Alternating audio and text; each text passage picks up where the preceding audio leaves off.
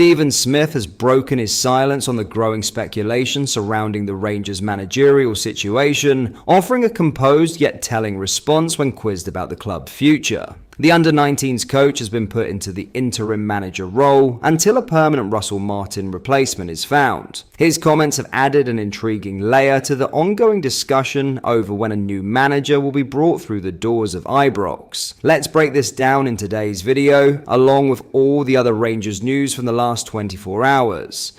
There is so much to discuss in today's video, so be sure to like the video and subscribe to the channel for daily Rangers content. Following an eventful 2-2 draw at Ibrox, Rangers under-19s head coach Stephen Smith faced the media for a post-match interview that quickly turned into more than just a reflection on the game. Having stepped in as interim boss for the clash against Dundee United, Smith oversaw a spirited performance from his side, with Thelo Asgard giving Rangers the lead before goals from Christian Trapanovski, and Craig Sibbald swung the contest in the visitors' favour. A late equaliser from captain James Taverner ensured the spoils were shared, but attention soon shifted to the bigger picture. In the aftermath, Smith was pressed on the club's managerial situation, fielding several intriguing questions about the ongoing search for a new head coach and his own position in the meantime. His responses offered a measured glimpse into the mood within the camp and how the squad is adapting amid uncertainty at the top. Let's have a watch of this. Stephen, what's your thoughts on today's game? First half, we played at a good level. Second half, the game changed and we didn't change with it. And to go from the level we did in the first half to probably been lucky to get a point in the end isn't great, but we need to move on. Would you put that down to that? You said the game changed and you were unable to change with it. Why do you think that was? I don't think, if you ask Jim, probably Dundee United weren't at probably the level of aggression in the first half. They raised that in the second half, started to pick up more second balls, started to gain territory, got more belief, and we struggled to deal with that. Our intensity went from being really good in the first half to a drop in the second half, and once that happens and the other team gains momentum, it's quite tough, so they need to manage that part of the game better. Does that make it more frustrating because the first half was so good that yet again Rangers haven't been able to have a complete performance?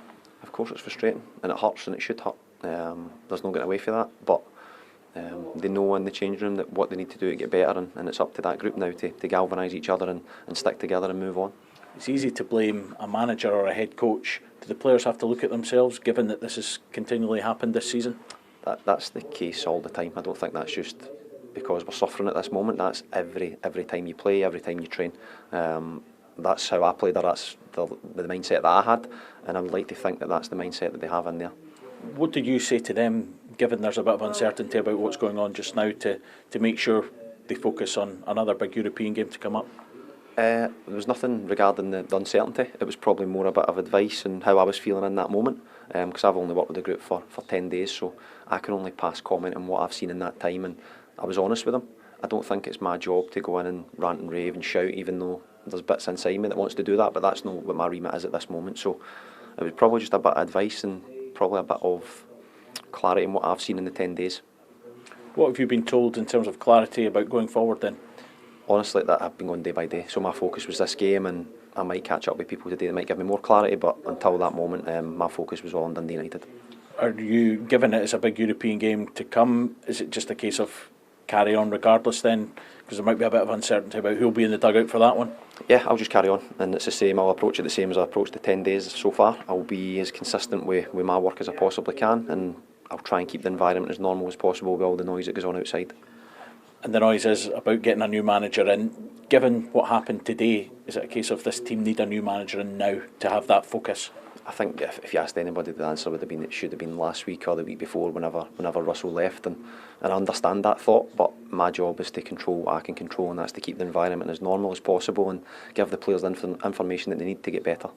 Just from a personal point of view, how did you find it today? I say that I'll probably look back in 2 weeks' time or 2 years' time and I've enjoyed the moment, but obviously to win the game, and we didn't win the game, so I'm disappointed.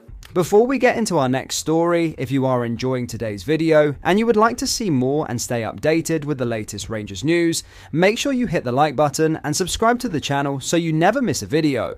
Thank you, let's get back into the video. Nicolas Raskin's future at Rangers continues to be a significant talking point this season, with several top European sides monitoring developments closely. The Belgian midfielder's situation has been under scrutiny for months following internal issues and growing interest from abroad, leaving his long-term position at Ibrox uncertain as the January transfer window approaches. Earlier in the campaign, Raskin was reportedly involved in a bust-up with former manager Russell Martin, which led to him being omitted from multiple matchday squads. That incident intensified speculation that the 23-year-old could be seeking a move away from Glasgow, particularly given the tension that appeared to exist between player and coach. Although Martin has since been dismissed following Rangers' poor start to the season, the speculation surrounding Raskin has not subsided. During the summer transfer window, Rangers were understood to be braced for potential bids for Raskin amid growing external interest. While no formal offers materialised before the deadline, the midfielder's name was heavily linked with clubs such as Porto, Napoli and several sides in England, including Leeds United. Reports at the time suggested that Raskin's head may have been turned by the speculation, although he ultimately remained at Ibrox and has since worked his way back into the starting 11. Even so, concerns remain within the club that interest from Europe's elite could eventually prove too tempting to ignore. Spurs are the latest Premier League outfit to join the growing list of admirers, with scouts reportedly impressed by his technical quality, energy and tactical awareness. A move in the upcoming January window is considered unlikely, but there is a growing belief that the summer of 2026 could see serious offers arrive should Rangers fail to progress both domestically and in Europe. Those close to Raskin's camp acknowledge that the midfielder would naturally be enticed by the opportunity to play in the Premier League, though his immediate focus remains on performing for Rangers under the club's next manager. The Belgian has continued to impress on international duty, further enhancing his reputation across the continent and increasing the likelihood that suitors will test Rangers' resolve in the months ahead. The fallout from his strained relationship with Martin still lingers. Ali McCoist was among those to criticise the former manager's handling of Raskin, warning that freezing out such a talented player risked driving him out of the club entirely. Raskin himself recently admitted he wants to be loved by a manager, a remark widely interpreted as a subtle reflection of the disconnect that developed under Martin's leadership. Now, the direction of Raskin's future could hinge on Rangers' next managerial appointment. The club have been moving swiftly to identify a successor to Martin, with Kevin Muscat looking to take charge. The incoming manager's relationship with Raskin will be vital in determining whether the Belgian star remains committed to the project at Ibrox or begins to explore opportunities elsewhere. But that is all for today's video. Thank you for watching. I hope you enjoyed. If you did, please make sure you hit the like button and subscribe to the channel. We post all the latest Rangers news every single day, so join our fast growing community so you never miss out. Thank you. I'll see you in the next video.